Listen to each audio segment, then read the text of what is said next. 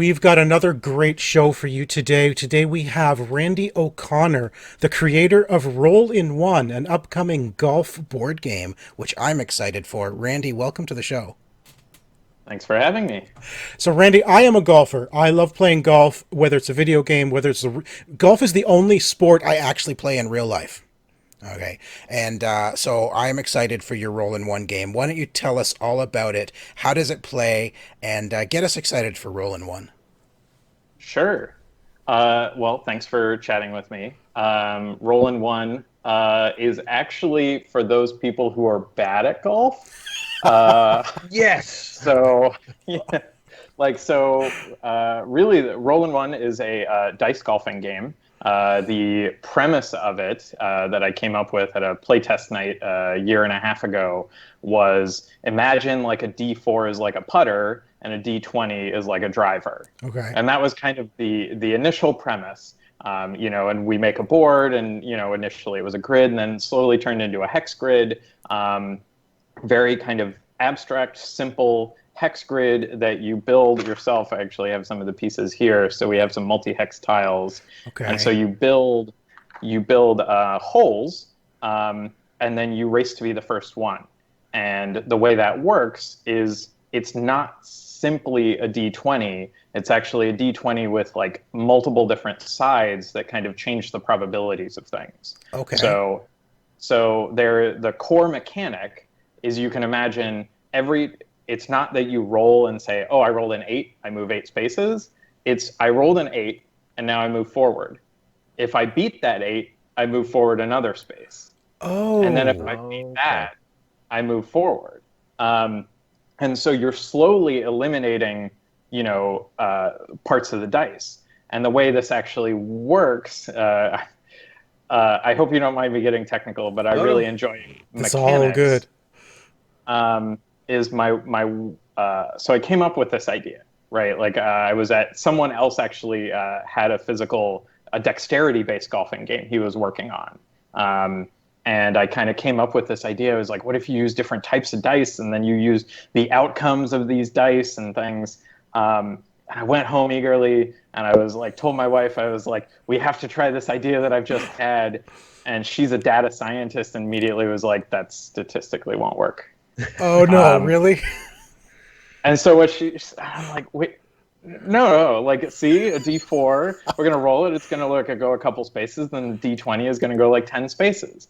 She's like, well, no, the D20 is statistically as likely to roll as a 20 as it is a 1. So you like cut off the things almost as quickly. Okay, I see what you're saying. So the mechanic that I ended up coming up with after a few nights of like going to an open board game night, and I lived in Chicago until a couple months ago. This awesome shop called Dice Dojo. Anyone in Chicago, it's when we get back to it, it's just an amazing open game night. But I would go there and I was testing, and I realized the key was I have these dice. And you can see that actually most of the dice are a triangle. Yeah. If you roll that, that just counts as a success and you don't have to beat anything if you roll that. So half of the die is this. Okay. Which means that even as you roll numbers, you're still always 50% likely to go. Okay. So anyway, getting I started realizing that there were different things I could do with the sides of the dice to make the dice operate differently on the board. So the dice are completely customized for this game. What are the others? What's the other side of the other than triangle? What else can you roll on the D20? I don't know how well that will come in, but you can see that all the dice are kind of operate differently. And you can see all this. You can actually play this on Tabletopia right now. It is available for anyone to play for free. Just look up Roll in One. But the D4 is the only one that's just numbers. And then like the D6 has a couple like turns, and you'll have to turn your die. You'll have to turn your ball as you're moving around. So you must turn if you roll the turn. If you don't roll a turn, you can't turn. Okay. Okay. So So that's there's kind of all like these how things. you're gonna hook or slice as if you roll a turn, but maybe you want to hook or slice depending on the shape of the course. That's really cool. Now, Now, do I you mean, choose which? Sorry, I just want to know. Do you choose which die you're doing, or do you automatically have to start with your driver, or can I be like, off the tee, I'm gonna bring up my putter? You could bring out your putter. I've actually had a bunch of people. I've had a bunch of friends who make courses that immediately dogleg, and so the well, why driver's not? really bad because it never turns. The driver Right. doesn't turn on you. It's only three of the dice currently have turns on them, and so three of the other ones are just going to go straight. And the kicker to this is you can't choose to stop rolling. Oh, really? So if you choose the driver, you're probably going to go pretty far. But it's And still a die. It's still a die. So you're also, like I say, I tell people this is like when I go golfing, it does it what I want about 50% of the time. awesome. Now, I love how the dice act as your clubs, but tell us about how does the course work? You're laying the tiles down, but do you just choose what you want to do on with the layout, or are you going to provide like a set of courses to play through?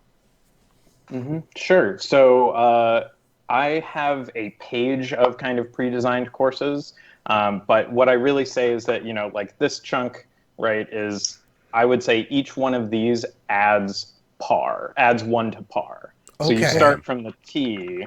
So I would, if I, of course, I don't actually have the tee in front of me, but you can imagine that there's a tee tile, and then I might set like this plus the tee tile, and now I have a par three. Okay. And So they're double sided, okay. and then so I have eight of these pieces, and then they're both double sided, and then they just kind of combine in different ways. And the premise of the game is that each player designs a hole, and then everyone plays that hole, and then the Okay. next player. So you have like a first player that passes around the table, and each person gets their chance to design a hole. Oh, I see. Okay. Each golfer takes Mhm. turns designing the hole, and Mhm. I guess you would go through and play 18 holes or whatever you want to play.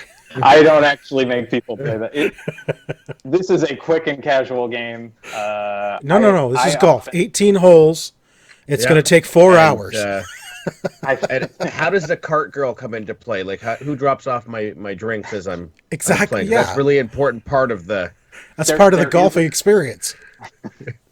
there is a snack cart, but Okay, there's perfect. yeah, there are a set of what I call caddy cards, Yeah. and they add further kind of strategy, but also some powerful things. So it's like you can mulligan is the most common one, right? There's five mulligans in the deck, and that just allows you to re-roll.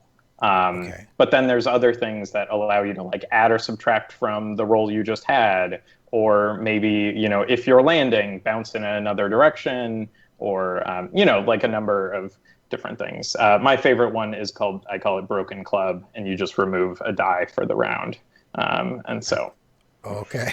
especially if people are getting really close to the hole, you're like, I'm gonna get rid of the putter or the wedge Oh, because like for Make them everybody. overshoot the green. Like you're getting rid of yeah. the die So for just everyone. like for one round, Oh no. it's like no one gets that, Oh, Oh and no. all right. So you have different golfers that you do. So everybody picks a golfer to play as. How many yep. different golfers are going to be in the game, and what exactly does having one of the each of the different golfers do for for your benefits? Are there some of your favorites? Sure. So the golfers are actually on the back of the player card, Okay. the player info card. And so I like that they're just kind of a little bit of an identifier. I actually, in the rule book, kind of say it's up to you whether you use them or not, Okay. because they pretty dramatically can kind of change things. I have Fang in this character who once per hole you can change a club mid-turn. Um, Ooh. yeah, so things like that suddenly feel pretty powerful. There's another one who can start moving before they roll. They can move one space to get a start on like a drive. However, it's actually not as, like it's more nuanced because you don't always want to go that far. The board is Yeah. actually relatively small. Right. There's one who they can count tied rolls as a success, whereas most everyone else has to, beat the roll to succeed. Okay. Yeah, the golfers. I mean, I enjoy kind of all of them. They've been changing a bit more in the last like couple months because now that things have gone, like I've got the digital version up and I've got reviewers and some previewers kind of checking it out. Right. There, suddenly the balance gets even more tested. So, but yeah, kind of solidifying all that stuff. And there are 8 golfers in the base game. And Okay. then there's like a Kickstarter exclusive mini expansion that is going to Nice. add 2 additional golfers. One that's an otter character. So I went for a Zootopia look. Yep. I found this artist, Thomas Ketchen, who's just, it's like you find someone and you're like, okay, he hadn't done a game before. And so, basically what I said was, do you want to try making a game? And I think actually a lot of artists want to make games. So, yeah. Yeah, that's awesome. Tell us about some of the hurdles you had to get over while developing this and while playtesting it. What was one of the hardest things to actually smooth out to make it play right? I think the hardest thing is kind of figuring out the starting and ending of a game. Okay. It's like once you're in a game, right, the systems are working, right? You're thinking about the systems, but then you have this like moment where you're like, well, like we just end when everyone reaches the hole and everyone, like that was one of those things that I held into the game in the game for a longest time because I was inspired so directly by golf, right? Right. It was, Yeah. I was constantly thinking about things like for example, in the tile, like sand, you don't move on your first roll if you start there. And so Okay. it's like, so you need to get rolling to get out of it. But, there was previously no easy way to get out of sand. And then I realized, oh, I need to change this one thing. So actually, this thing lets you get out of sand if you roll this one combination. So, it's all these like subtle little things. And one of the trickiest was you're playing golf, everyone's got to reach the hole, right? And Yeah. we count par, right? Or, Yeah. you count personally. And I had a lot of people that just get bored at the end of each hole because they're then waiting for people who are just bouncing back and forth because they're chipping and it's just like, not quite getting in the hole. And then I had a friend who was just like, why not just have it end when one person gets there? And you just get a score based on your distance from the hole. Oh, okay. For Okay.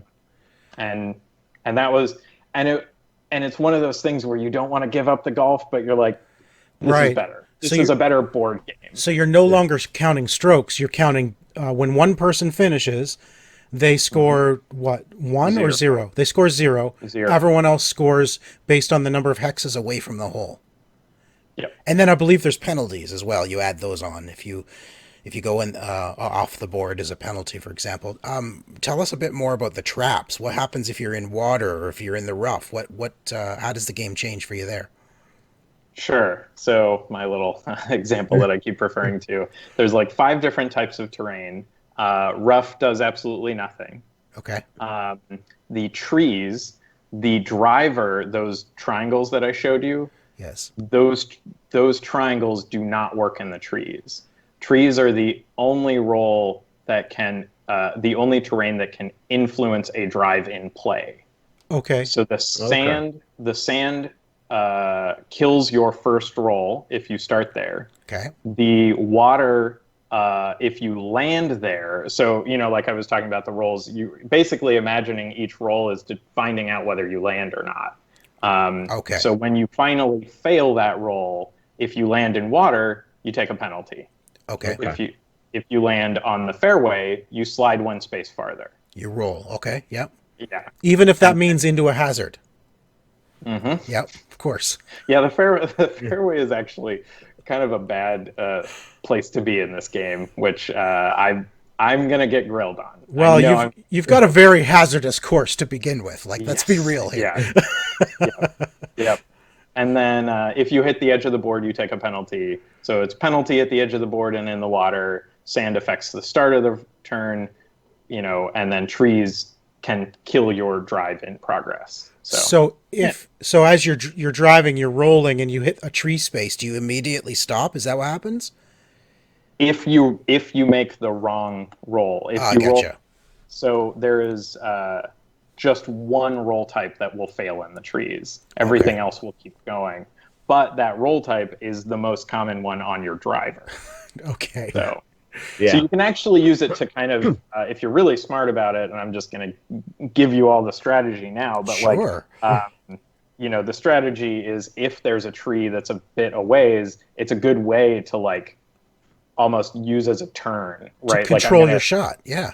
Right. I'm Yeah. not going to go off the board if there's a tree that direction. Right. You're gonna aim at that tree and hope that you're just gonna hit and stop dead, Yeah. and you're Yeah. not gonna carry it. And then you Yeah. can turn for your next hit. That's all. Yeah. I mean, And then, yeah, you've definitely figured out a very ingenious way to play golf on a table. And I mean, I think you've got something here. I'm getting more excited now. I was excited to begin with because I'm a golfer and I love golf. Yeah. And now it's Yeah. like, yeah, this is very It- cool.